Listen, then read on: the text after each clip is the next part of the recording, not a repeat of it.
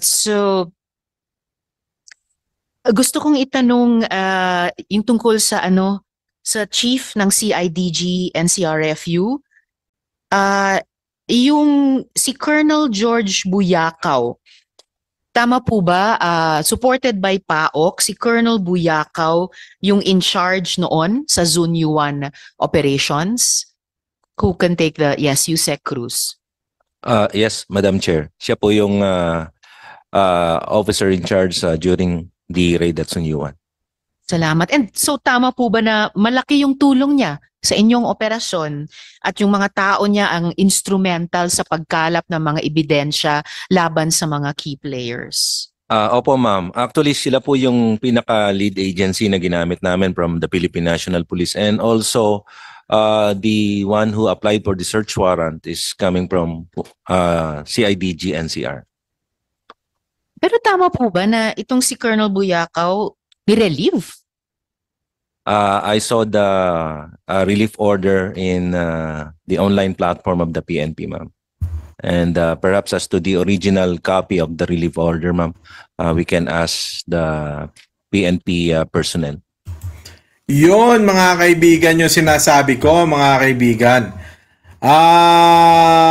Yung kernel po na trumabaho nito ng raid po ng Pogo dyan po sa Bamban Tarlac, siya po yung inalis pa dyan po sa kanyang posisyon, mga kaibigan.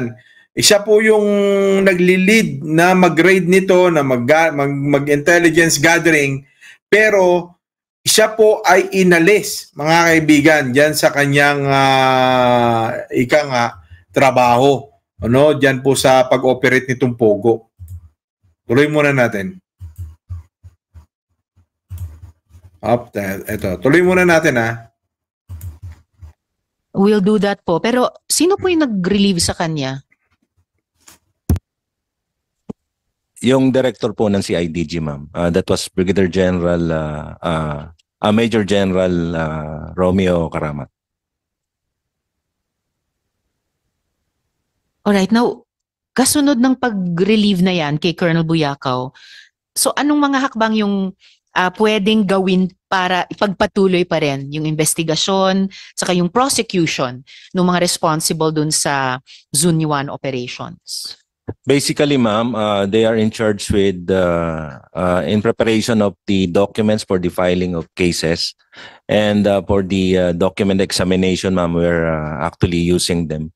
But since they are now assigned in far-flung areas like Mindanao, Visayas, so kailangan papupuntahin pa po namin sila rito sa Metro Manila through aeroplano, ma'am. So ang kinatatakot lang po namin dito, ma'am, baka masira po yung kaso kung hindi po sila kaagad-agad makakarating for the hearing during the trial, ma'am. Oh, I certain knowing how yung mga ganong resource persons o witnesses napakahalaga kahit sa mga investigasyon namin dito sa Senado. I really hope na you can make himself and he can be made available para sa patuloy na mga pagtrabaho nyo. Doon po sa nabalitaan nyo sa sabi nyo website lamang yung pag-relieve kay Colonel Buyakaw, may dahilan ba na nakalagay doon? Bakit siya ni-relieve? Normally, ma'am, it's assignment and reassignment lang po ang nakalagay doon. But as to the reason why he was relieved, hindi naman po nakasulat doon. Baka this is a good time before we continue with our questions sa PAOK to ask the PNP. Sino po ba ang pwedeng matanong kung ano po yung dahilan ng pag-relieve kay Colonel Buyakaw? Lalo na pagkatapos ng mukhang isang napaka-fruitful naman na operation. Sino po ba ang makasasagot? Will it be Police Brigadier General Cariaga or will it be Police Brigadier General Hidalgo, sir? Madam Chair, not within our level to know the reason why Colonel Buyakaw was relieved as NCR CIDG. Yes, sir. So, posible po ba during this hearing maitanong po sa national headquarters ba or at least sa CIDG kung ano yung dahilan? Curious po yung komite, ano yung dahilan na ni-relieve si Colonel Buyakaw?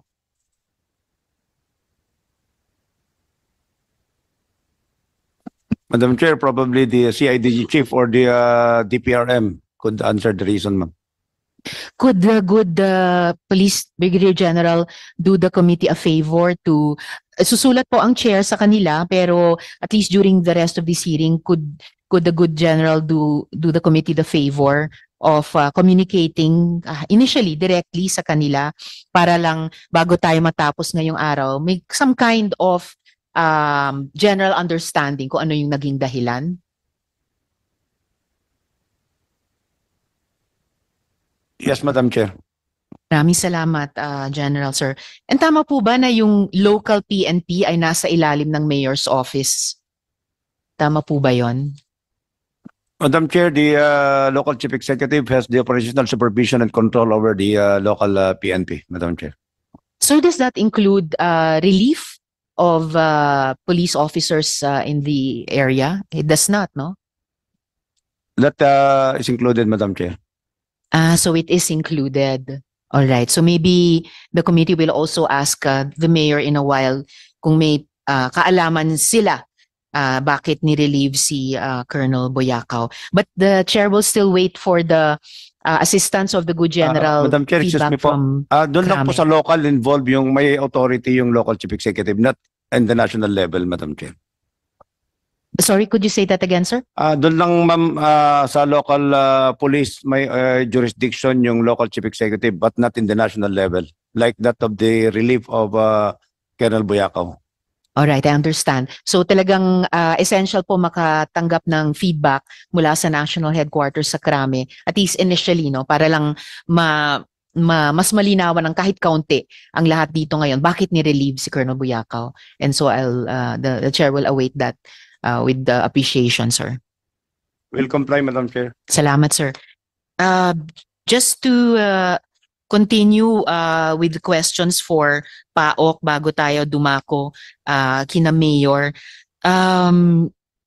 Well, na-present nyo na rin kanina, Yusek, sa presentation ni Dr. Casio, yung tungkol sa mga sasakyan. And then, sige, pull out tayo, bigger picture. Sa inyong mahabang karanasan sa mga scam hubs na ito o yung mga POGO kung saan nagsusuot, nagtatago yung mga scam hubs, ano-anong klaseng mga krimen ang nalilink sa mga illegal POGOs or kahit sa mga legal na POGO pero yung pala. Okay mga kaibigan, bago tayo mag-iba ng tema ng pagre-review, mga kaibigan, yung pangyayari po, no? Lahat po ng intelligence gathering, mga kaibigan, napakahirap po niyan.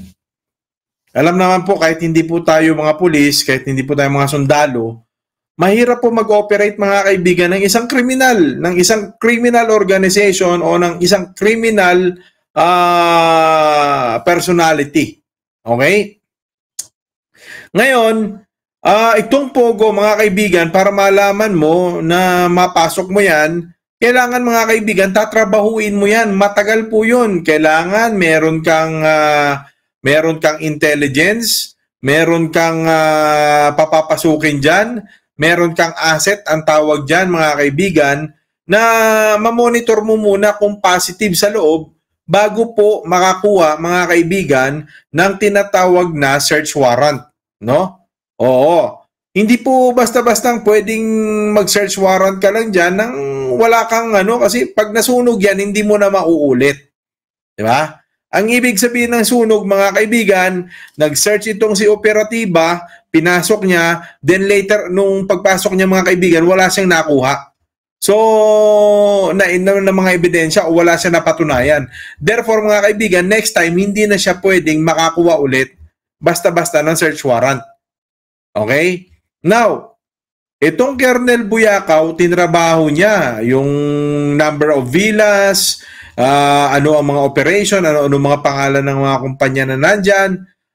May idea na siya. Basically, mga kaibigan, ang isa pong hepe ng operatiba, alam na niya. May idea na siya. Ang kailangan niya is gawing, gawin niyang formal yung pag-akyat sa kaso sa korte. Kailangan niya talaga ng actual na raid, no? may mga kopya na yan. Technically, mayroon ng mga kopya yan ng mga tinatawag na ebidensya. Ang problema mga kaibigan, hindi mo yan pwedeng gamitin sa korte kung nakuha mo nang wala pong pahintulot. Wala pong legitimate operation.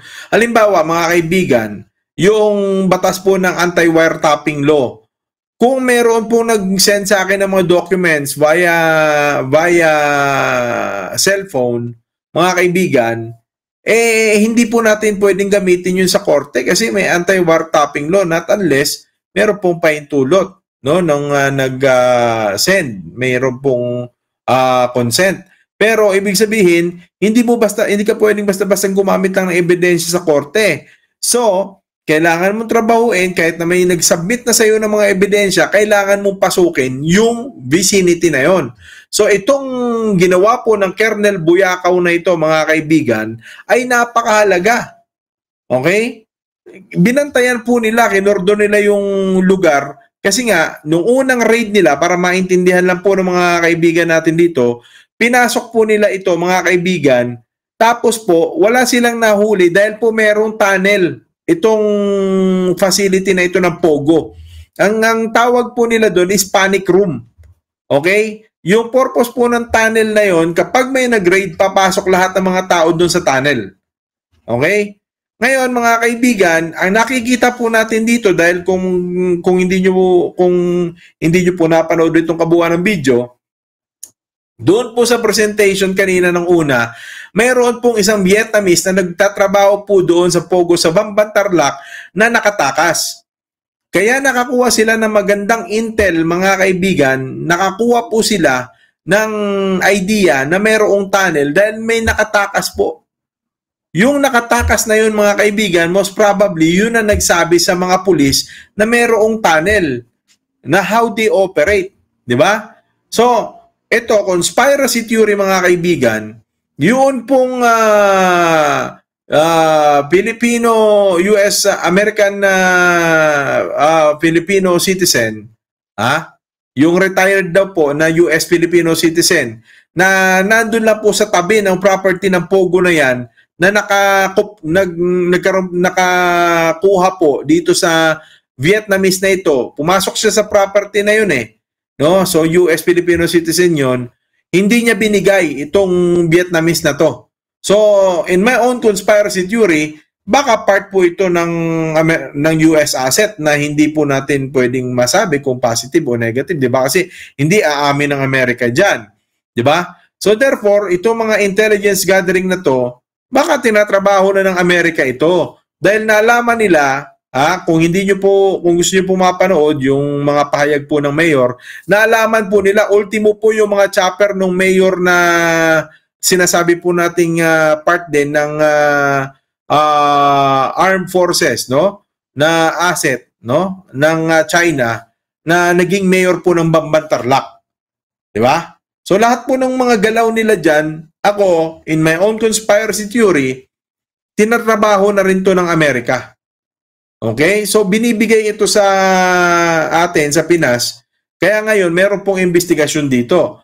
Now, ang masakit, mga kaibigan, ganun katibay itong sindikato ng Pogo na ito, mga kaibigan, ganun sila katibay na kaya nilang ipatanggal kung sino po ang namuno dyan sa pag-ooperate sa kanila. Hindi naman po tanggal sa serbisyo, pero inalis po sa trabaho. Tinatrabaho nung Colonel Buyakaw ito. Meron na siyang na-establish na foundation sa pagtatrabaho dyan. Di ba? Pero bakit matatanggal siya sa kanyang trabaho dahil ililipat siya? Di ba? Ang dahilan lang, reassignment. So pinatapon sila sa iba't ibang parte ng Mindanao, mga kaibigan. Yan ang masakit dito po sa mga operatiba ng pulis. Nagiging kalakalan po yan. Di ba? Kung matino ang pulis, may trabaho siya, may nasagasaan siya, minsan napapatapon siya sa mga malalayo. Yung mga tauhan niya, hinihiwalay sa kanya. Yun po yung hindi naintindihan ng mga tao. Di ba? Halimbawa, ako, hepe ako, kernel ako. May sarili po akong tauhan ng mga pinipik ko na may tiwala ako. Ngayon, pag meron ako nasagasaan, isang malaking sindikato, conspiracy theory at may connection yun sa loob ng gobyerno, ang gagawin nun, yung kung sinong mas mataas, yun ang magdidikta ngayon na sirain yung grupo ko. So ito po, ganito katindi mga kaibigan, yung impluensya po ng China dito po sa ating bayan, di ba? Nagpapasok sila ng mayor, nagpapasok sila ng kanilang, ito ako, conspiracy theory mahirap na, di ba? Ginagamitan ko yan ng salitang conspiracy theory dahil mahirap na. So nagpapasok po sila ng kanilang armed forces asset, ng kanilang intelligence, pinasok po nila sa ating politika, ginawa nilang mayor ng Bamban, pinapanalo nila mga kaibigan, and then later on, ayan, nagtatag sila ng negosyo dito kasi alam po ninyo, yung iba pong mga hacking incident, mga kaibigan, na nangyari sa website ng Pilipinas, ay na-trace po na yung mga IP address, di umano, dyan galing mismo sa loob po ng mga Pogo facility na yan na nasa Bamban, Tarlac. At ang nag-apply po para po maaprubahan yung Pogo dyan, mga kaibigan, ay yung kasalukuyang mayor po ng Bamban na nanalo, na yung sinasabi nga nating asset ng China. Di ba? Nanalo, yan yung nag-apply. Siya din yung incorporator, na later on, dinay niya lahat yan. Ultimong educational niya, hindi niya masabi kung paano siya gumraduate, paano siya nag-aral. Lagi sinasabi niya, tutorial lang sa bahay, sino magulang niya, yung mga kapangalan ng kapatid niya, hindi dinay niya, mga kaibigan. So, panoorin niyo yan, pwede kong i-attach yung video na yan pagkatapos itong video na to, i-attach ko dyan sa ating comment section, sa ating ender, no? Ika nga, dito sa ating end screen. Pag natapos po yung video.